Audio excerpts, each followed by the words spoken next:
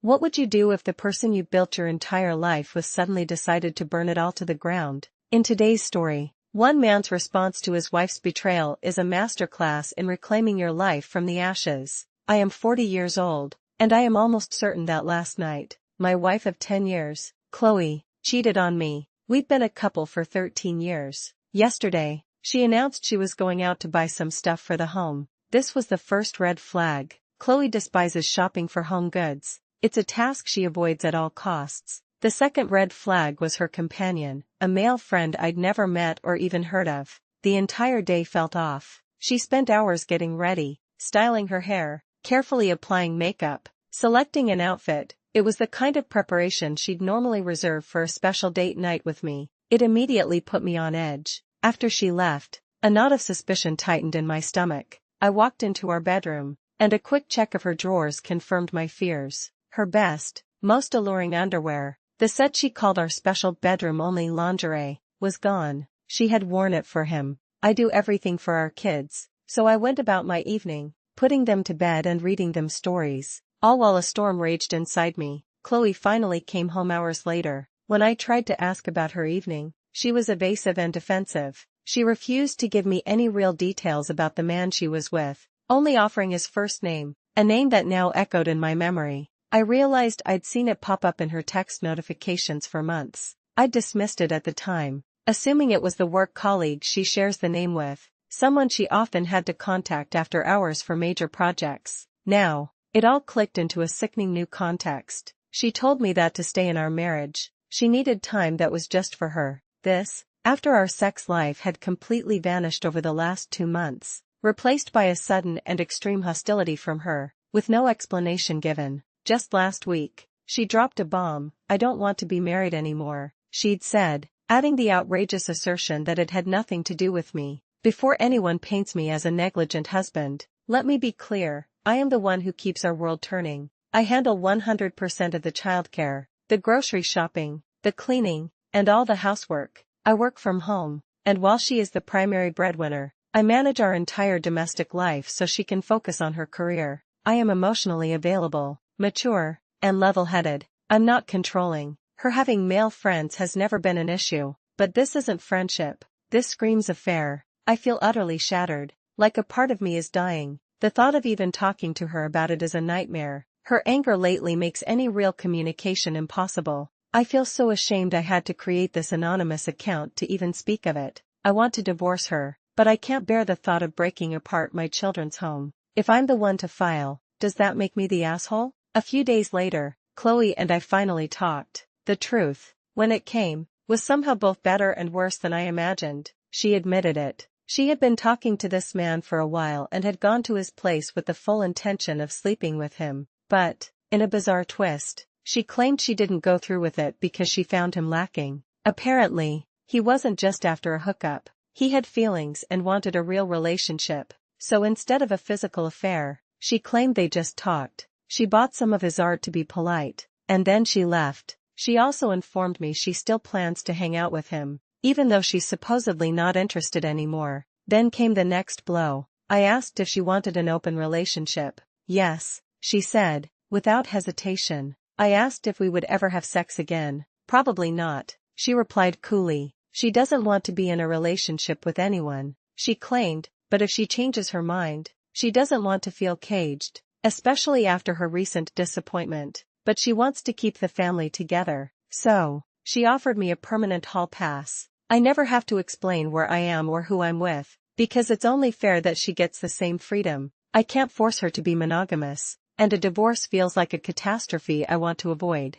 So here we are. We are no longer husband and wife. We are roommates with a legally binding contract and shared finances. And I am, apparently, in an open relationship. It was a very sad day for me. I know many would say she was lying about not sleeping with him, but her story sounded honest, and for the first time in months, her anger was gone. She was direct. In the end, it doesn't matter. She intended to cheat. She emotionally cheated, and the trust is shattered regardless. My marriage is over, sort of, and I guess that's just life. A few days later, my wife came to me, crying. She said she didn't know why she tried to destroy our life together. Through her tears, she told me she loves me so much, That I'm the perfect husband and we have the perfect life. And she just couldn't handle it, so she tried to sabotage it all. She's agreed to go to counseling. She says she doesn't want to lose me. She wants to do whatever it takes for me to forgive her. She even said we could keep the marriage open if that's what I want.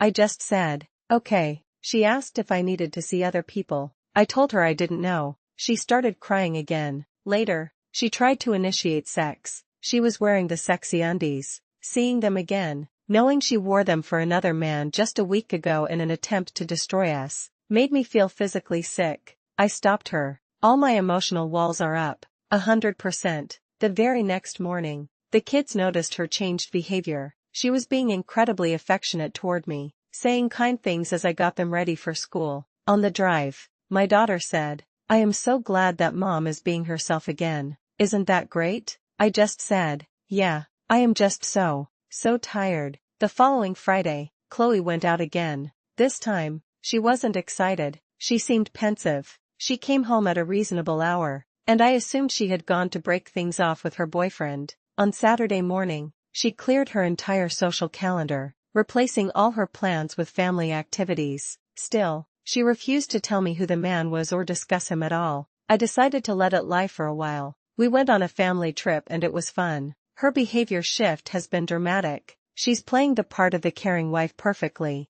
with kind words, loving touches, and positive texts. A complete 180 from the months of hostility, but I've been burned too badly to trust it. Once I felt calm enough, I decided I had to know who he was. With the help of a dear friend, we figured it out. The clue was the piece of art she'd purchased from him. That single transaction was enough to uncover his identity, how they met, and how this all started. He followed her on social media, but she didn't follow him back. He never publicly interacted with her posts, and she never liked or commented on his. My wife's social media is filled with pictures of our children, a couple of me, and only a few of herself. This piece of trash saw photos of my kids, my wife, and me, and apparently thought to himself, I bet those kids would love 2 Christmases. He's more than a decade older than me, but very tall and fit, like some kind of pathetic meme. This reveals Chloe's greatest fatal flaw, her inability to communicate, which led her to build a fantasy of betrayal to justify her own,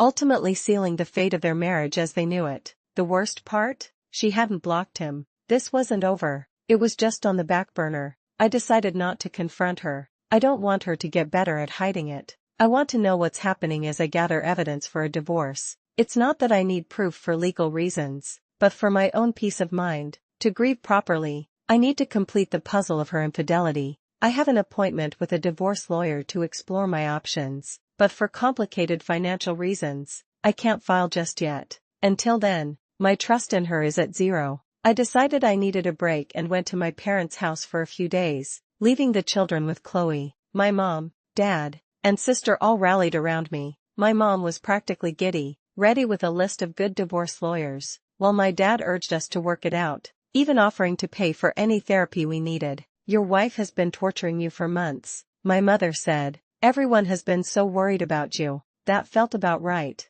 My sister and I spent 2 days doing landscaping for them, getting some exercise and clearing my head while being surrounded by love. When I returned home, I almost forgot my horrible situation. The kids were ecstatic to see me, and Chloe greeted me at the door, seemingly happy to have me back. For a moment, it felt real, but as soon as I walked into the guest bedroom, where I now live, it all came flooding back. A deep, aching sadness that the woman upstairs could change so drastically and could flip back at any moment. We're in a holding pattern now. She's on her best behavior, looking exhausted by the effort, while I'm just trying to make it through each day. I've started scheduling dates for the coming weeks. Sitting around my house being sad all the time is no way to live. A few more weeks have passed. Last weekend, I went out dancing by myself. I stayed out until 2 a.m., and when I got home, Chloe was waiting up for me, pretending she had insomnia. I could tell she was checking up on me. It's genuinely confusing. The more I focus on myself and do impulsive,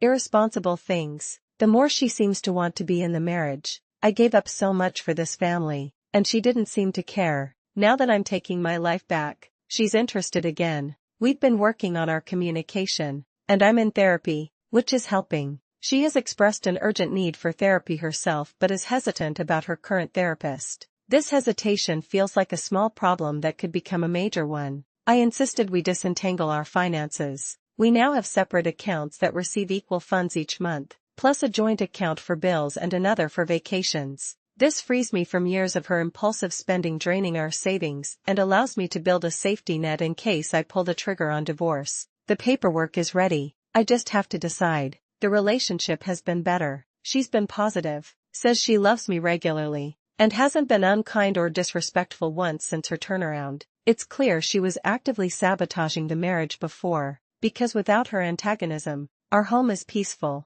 This could have always been a happy home, but she chose to make it a nightmare. My sadness has started to curdle into resentment, which isn't healthy, but I'm working on it. Then came Father's Day. It was a nightmare. Chloe had a huge emotional outburst first thing in the morning after her mother called to complain about her own absent father. My wife's response was to take it out on me in front of our children before retreating to her room. There were no presents, cards, or kind words from her, but my kids gave me hugs and told me they valued me, which was lovely. A couple of days prior, she'd dropped another bombshell. She told me she still intends to use our open relationship status later because she's just not a monogamist like you are. I told her I wasn't interested in that kind of marriage. Well, I guess that makes me a slut. Are you gonna stay married to a slut? She shot back. I just replied, I guess for now. Then came the real stunner. Well, I thought you weren't monogamous either. For a while, she said. She thought I had cheated on her. Her whole affair was a revenge affair for a betrayal I never committed. After I confronted her initially, she realized I had been faithful all along, which explains her dramatic turnaround. She still won't explain what made her suspect me. I honestly believe she's just using the open marriage idea to justify her affair to herself. Her behavior when I go out dancing, the jealousy, the waiting up, tells me she would collapse if I actually slept with someone else. The man she had an affair with tried to contact her publicly on social media. He was angry she was ghosting him and decided to make their affair public knowledge. That was it. Being publicly embarrassed was the final straw. I told my wife to leave for a week. I didn't care where she went, but she was not welcome in our home. You don't appreciate me, the work I do, or the family I built. I told her, I want you to feel what a divorce would actually be like. Honestly, I had one of the best weeks of the entire year. I played with my kids, hung out with my friends, and felt my stress levels plummet. The kids were happier too. Chloe stayed in a hotel,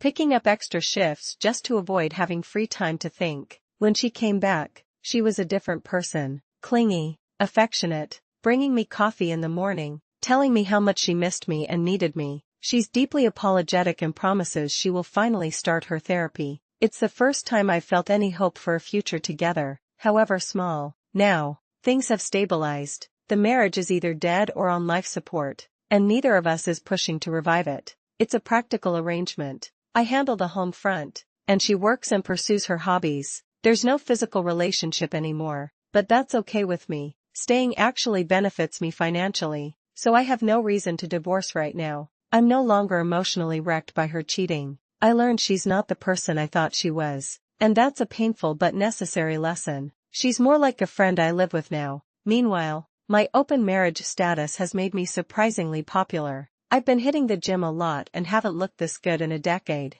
I'm getting a lot of female attention, which feels nice after everything. My mental health is good. My kids are happy their parents are finally getting along, and my interactions with Chloe are mostly positive. I don't think our marriage can be saved in its original form, but for now, this house is a shelter where I can rest, rebuild, and figure out what comes next. I'm doing pretty well. The journey has taught me that you can't build your life entirely around someone else, because if they decide to walk away, they take your whole world with them. You have to build a life that is your own. So, here's a question for you. When a relationship is shattered by betrayal, is it more courageous to walk away immediately, or to stay and see if something new, even if different, can be built from the wreckage?